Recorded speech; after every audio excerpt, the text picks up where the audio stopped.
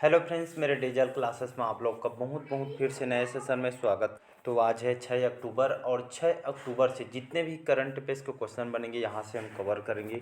कोई भी एग्ज़ाम के आप प्रिपरेशन कर रहे हैं, चाहे एसएससी, रेलवे, यूपीएससी, कोई भी स्टेट का एग्ज़ाम हो, पीएससी, व्यापम, पुलिस कांस्टेबल, महिला पर्यवेक्षक, छात्र, एनी हाउ एग्जाम हो, सभी एग्जाम के लिए जो करंट अफेयर्स होता है बहुत ही ज़्यादा इंपॉर्टेंट होता है। बहुत ही इंटरेस्टिंग सब्जेक्ट होता है करंट अफेयर्स, जो कि हमको डेली जो कि नॉलेज के लिए बहुत ही जरूरी। बाकी जो सब्जेक्टों को आप डिले कर सकते हैं, लेकिन जो है करंट अफेयर्स को आप डिले नहीं कर सकते। डेली आपको अपडेट लेना पड़ेगा, इसलिए जो बहुत ही ज़्यादा इंपॉर्टेंट है। और अगर मैं क्वेश्चन की बात करूँ तो मिनिमम जो यहाँ से 7 से 8 क्वेश्चन इसे यहाँ से पूछा जाता है। कभी कभी 8 से 10 तक के क्वेश्चन यहाँ से पूछा जाता है, इसलिए बहुत ही ज़्यादा इंपॉर्टेंट क्वेश्चन होता है। जो करंट अफेयर्स के सेक्शन होते हैं, आप पूरे में से पूरे नंबर यहाँ पे आप ला सकते हैं। और बस आपको डेली बेस पे 10 से 15 मिनट आपको देना पड़ेगा, बाकी आप पूरे में से पूरे नंबर ला सकते हैं। एक नंबर आपके एग्जाम के लिए बहुत इंपॉर्टेंट रखते हैं, क्योंकि आपके लास्ट में आपसे जो जो फ्रेंड जो भी होते हैं, आपसे लास्ट में यही पूछा जाता है आपका सिलेक्शन हुआ या नहीं। ये नहीं पूछा जाता कि आपका कितने नंबर से रुका है, तो डायरेक्ट तो ये आपके लिए यही इंपॉर्टेंट है कि आपसे एक नंबर बहुत ही इंपॉर्टेंट रखता है। ये नहीं पूछा जाता आपका कितने नंबर से सिलेक्शन रुका हुआ है, तो ये आपका बहुत ही एक नंबर भी बहुत इंपॉर्टेंट होता है। बाकी आप चलिए समझदार हो, स्टार्ट करते हैं आज के सेशन। पहला क्वेश्चन देखते हैं। हाल ही में विश्व शिक्षक दिवस, ये जो दिवस है कब मनाया गया है? तो हर साल इसको 5 अक्टूबर जो है 5 अक्टूबर को विश्व शिक्षक दिवस मनाया जाता है। विश्व भर में पूरा इसको मनाया जाता है। अगर हम भारत की बात करूं तो भारत में इसको 5 सितंबर, भारत में जो है इसको 5 सितंबर को मनाया जाता है। हमारे जो राधा कृष्ण जो स्वामी जी है, सर्वपल्ली राधाकृष्णन, इनकी याद में जो है 5 सितंबर को हम भारत में 5 सितंबर को और विश्व भर में 5 अक्टूबर को मनाया जाता है। तो इसको याद रखिए, भारत में पूछे तो 5 सितंबर लेना है और विश्व भर में पूछे तो 5 अक्टूबर लेना है, तो कंफ्यूज नहीं होना है। तो जो भी ऑप्शन रहेगा क्वेश्चन को अच्छे से 1 से 2 बार पढ़िए और जो आंसर है आपको करेक्ट लगाना है, तो इसके हिसाब से लगाइएगा। दिवस से भी क्वेश्चन डायरेक्ट क्वेश्चन पूछा जाता है। अगला क्वेश्चन देखते हैं। हाल ही में कौन सा देश दुनिया के सबसे शक्तिशाली लेजर जिसका नाम है वाल्कन 2020 बनाने की परियोजना पर काम कर रहा है? तो ये आपका जो काम कर रहा है चाइना, अमेरिका, ब्रिटेन या इनमें से कोई नहीं थी। ये जो काम कर रहे हैं ब्रिटेन। तो हाल ही में जो ब्रिटेन की एक नई घोषणा की है कुछ ही देर में कि यहाँ पे जो देख सकते हैं दुनिया के सबसे शक्तिशाली लेजर ये आपका तैयार कर रहे हैं, जिसका नाम है वाल्कन 2020। ये आपका जो वाल्कन है क्या, जो 2020 बनाने की परियोजना पे ब्रिटेन जो सरकार यहाँ पे काम कर रही है। तो ब्रिटेन जो है यहाँ की जो सरकार ने हाल ही में घोषणा की है, तो दुनिया का सबसे शक्तिशाली लेजर तैयार कर रही है, तो वो जिसका नाम है वाल्कन 2020। तो ये आपका वाल्कन 2020 है, ये जो लेजर है क्या, तो इस पर बात करते हैं। तो ये आपका जो लेजर है, जो वाल्कन नाम दिया गया है, ये आपका सूर्य से जो ये आपका सूर्य जो हमारे सूर्य है, उससे सूर्य से भी 10 लाख अरब गुना सबसे ज़्यादा चमकीला ये आपका सूर्य तैयार कर रहा है।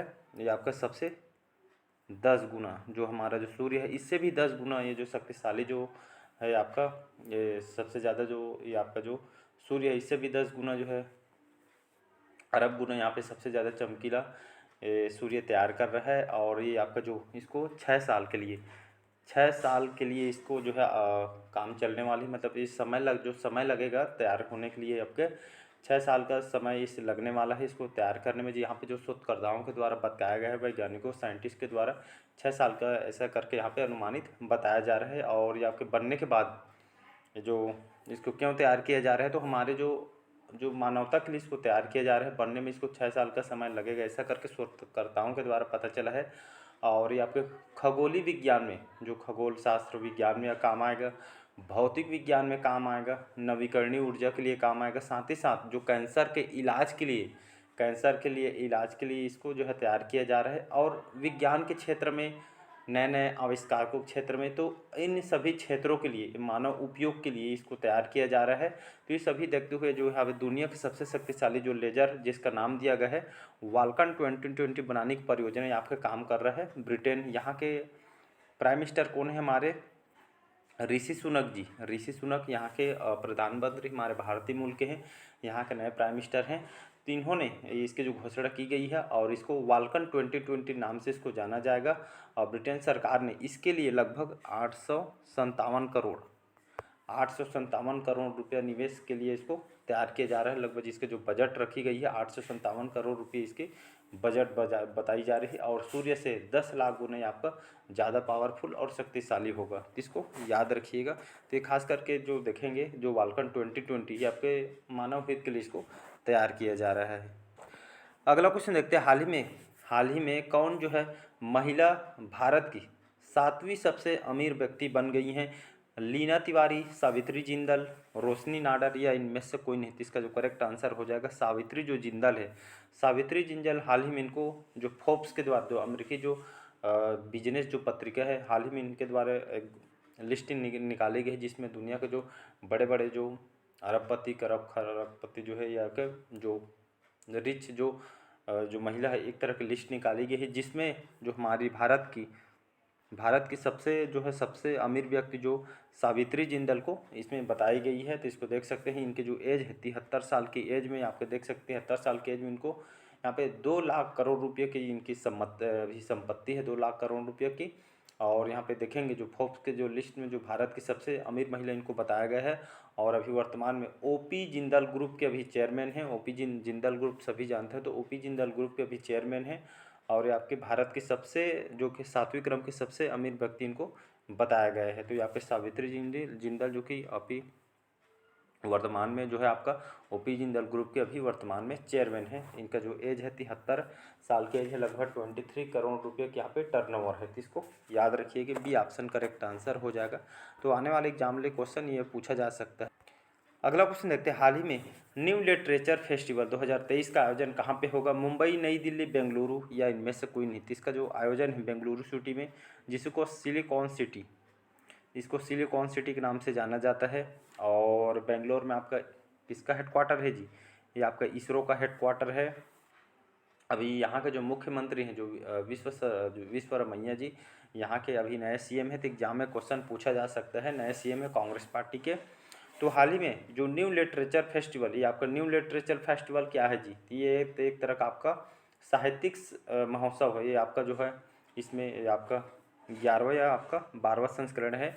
इसका जो बेंगलोर शहर में इसका आयोजन किया गया है और इसमें जो हमारे भारत की जो कला, संस्कृति और ऐतिहासिक ये जो है एक तरह का फेस्टिवल है जिसमें हमारी भारत की कलाकृति वगैरह इसमें आयोजन किया जाता है। जिसका जो ये न्यू लिटरेचर जो फेस्टिवल है, जिसको साहित्यिक महोत्सव भी कहा जाता है, इसका जो आयोजन है बेंगलुरु सिटी में इसका आयोजन किया गया है। तो इसको याद रखिएगा, इंपॉर्टेंट क्वेश्चन है। तो जिसमें हमारे भारतीय जो कला संस्कृतियों के बारे में लोगों को बताना है, एक तरह का जागरूक करना है। तो इसको याद रखिए, जिसका आयोजन है आपका बेंगलुरु सिटी में यहाँ पे किया गया है।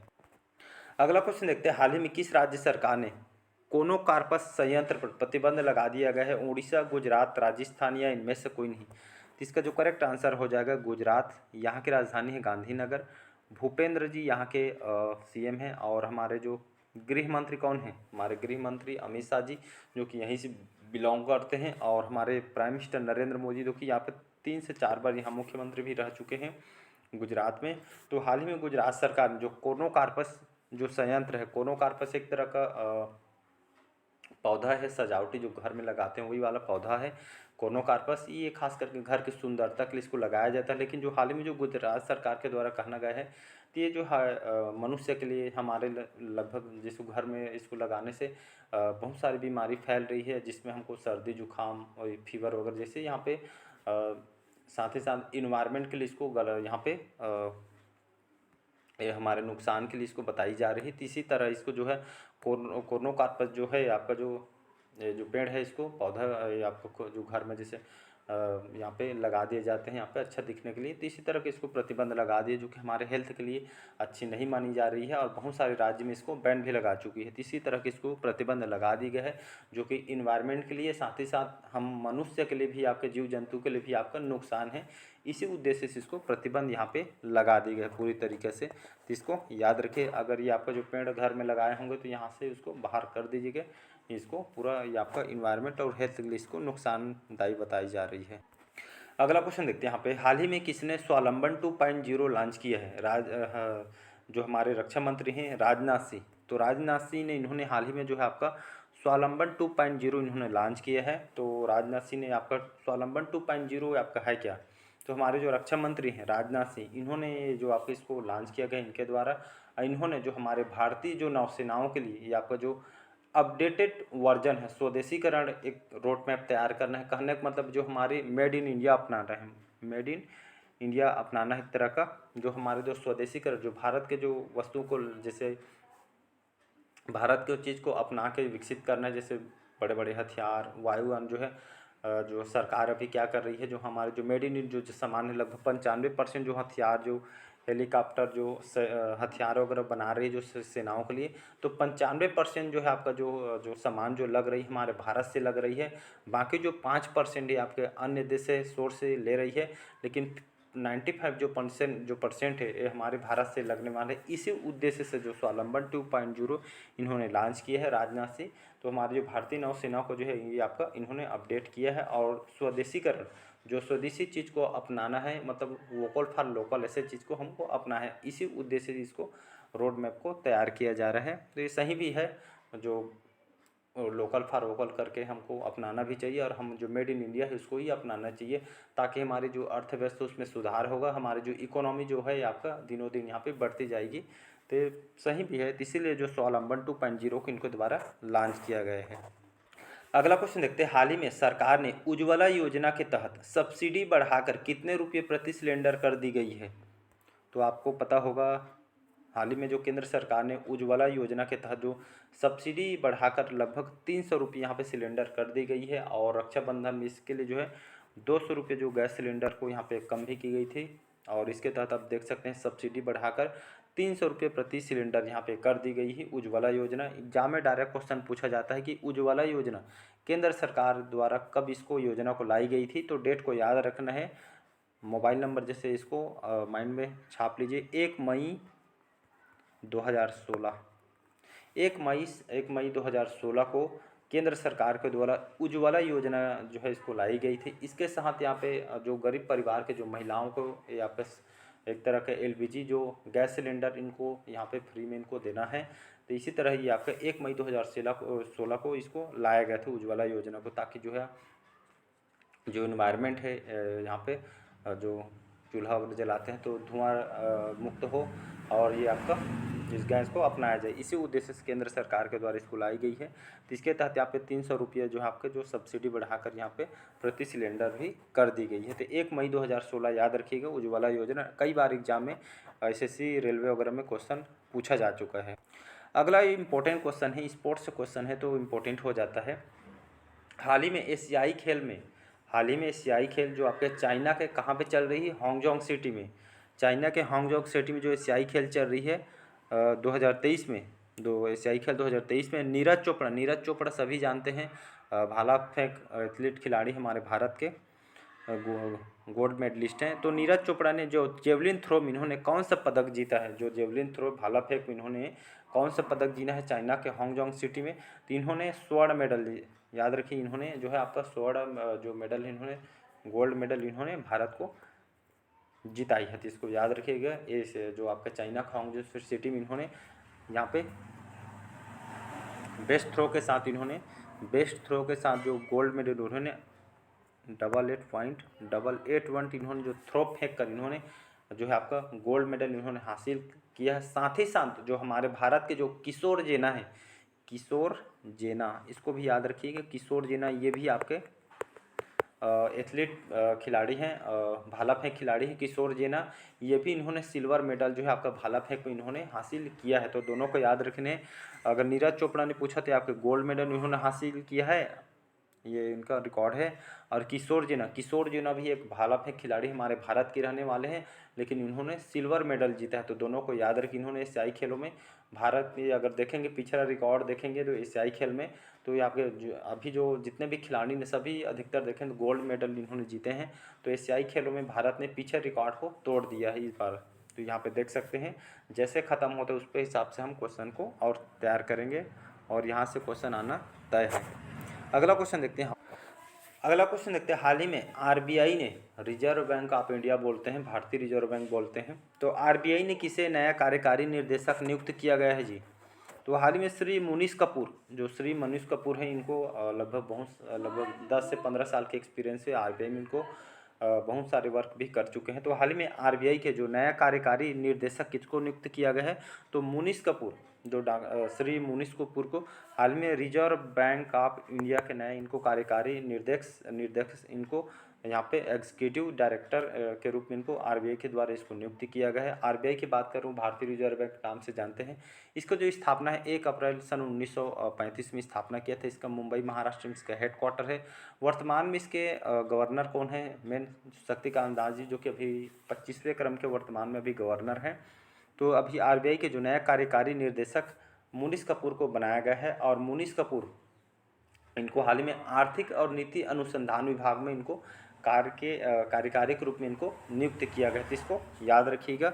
तो ये आपके आने वाले एग्जाम के लिए बहुत इंपॉर्टेंट है, इसको याद रखिए। नया अपॉइंटमेंट है, वो भी आपका आरबीआई के लिए है।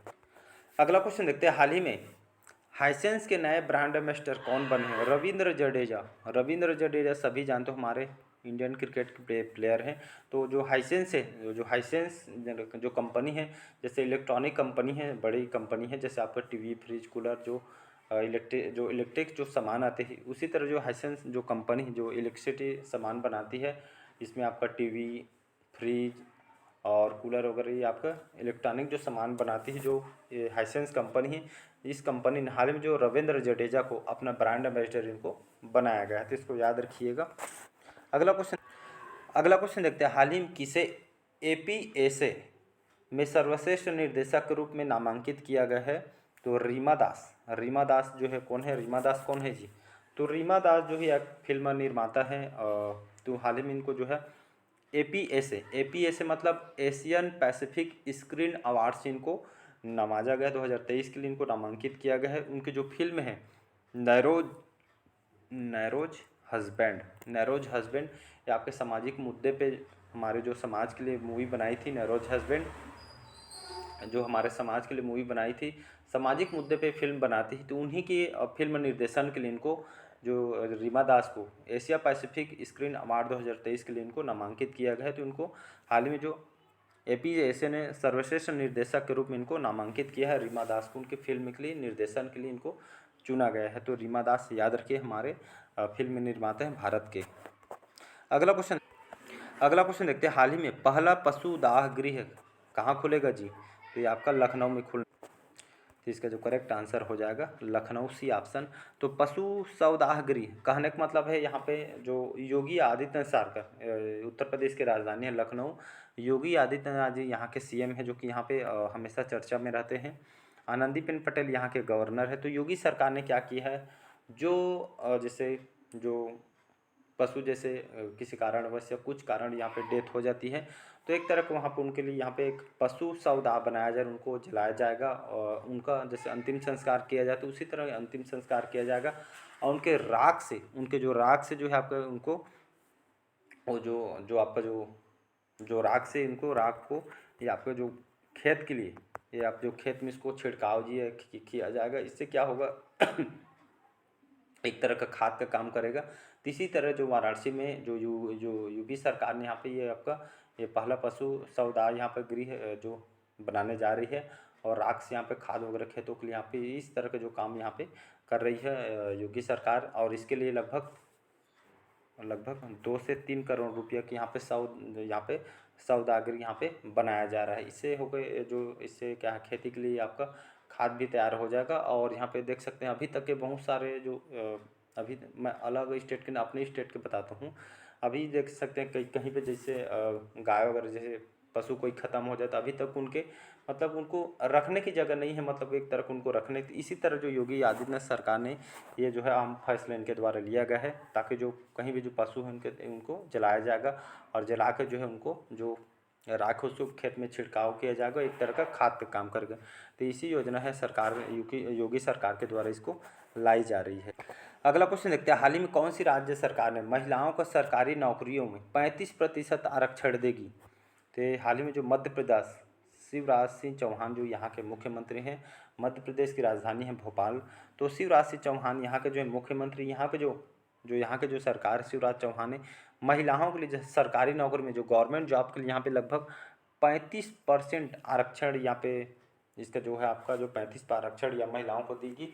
सीधी भर्ती के लिए यहाँ पे जो है आपका 35% आरक्षण ये आपका देगी मध्य प्रदेश सरकार के द्वारा। इसको लागू भी कर दिया गया है। एक खास करके महिलाओं को ही आपके लिए इसको लाई जा रही है, जिसमें 35% आरक्षण महिलाओं को दी जा रही है और इसको लागू भी कर दिया गया है। तो ये आपका मध्य प्रदेश के द्वारा इसको लाई जा रही है। अगला क्वेश्चन देखते हैं, हाल ही में 50वां भारत अंतर्राष्ट्रीय बुनाई मेला कहाँ आयोजित किया जाएगा? गोरखपुर, वाराणसी, तिरुपुर या इनमें से कोई नहीं। तो इसका जो आयोजन है तिरुपुर में किया जाएगा। तिरुपुर ये आपका कहाँ है? केरल में, केरल के जिला है कोयम्बटूर, जानते हैं कोयम्बटूर, तिरुपुर। तो यहाँ पे इसका आयोजन किया जाएगा। और ये आपका 50वां भारत अंतर्राष्ट्रीय बुनाई मेला है। तो ये आपके हाथों से जो बुनाई से जो सामान जो प्रोडक्ट बनाया जाता है इसको मार्केट में लाया जाता है। ये तो यहाँ पे बहुत ही बड़े स्तर में मेला का आयोजन किया जाता है। तो जो अपने हाथों से जो है बुनाई करके यहाँ पे जो प्रोडक्ट बनाए जा रहे थे, एक तरह को उनको अर्थव्यवस्था सुधारना है और उनको देश विदेश तक यहाँ उनको जो हाथों को कला को यहाँ पे एक बढ़ाना है और बुनाई उत्पाद और बाज़ार में उनके जो है आपके उभर के उसको आगे लाना है और एक तरह जो उनको जो व्यवसाय है इन लोग को आगे बढ़ाना है, ताकि जो हमारे भारत की जो अर्थव्यवस्था और लोग को अलग पहचान इसी मिले, इसी उद्देश्य से जो है इसका आयोजन या इसका अंतर्राष्ट्रीय स्तर पे किया जा रहा है। कहाँ पे? तिरुपुर, ये आपका केरल कोयम्बटूर शहर के बीच आता है ये जो जगह है। तो इस यहाँ पे इसका मेला का आयोजन किया जा रहा है। तो चलिए आज का सेशन कैसा लगा कमेंट करके ज़रूर बताइएगा। पहले बार आए तो चैनल को सब्सक्राइब करके रख लीजिएगा ताकि नोटिफिकेशन जो है आप तक यहाँ पे पहुँच पाए। चलिए, थैंक यू।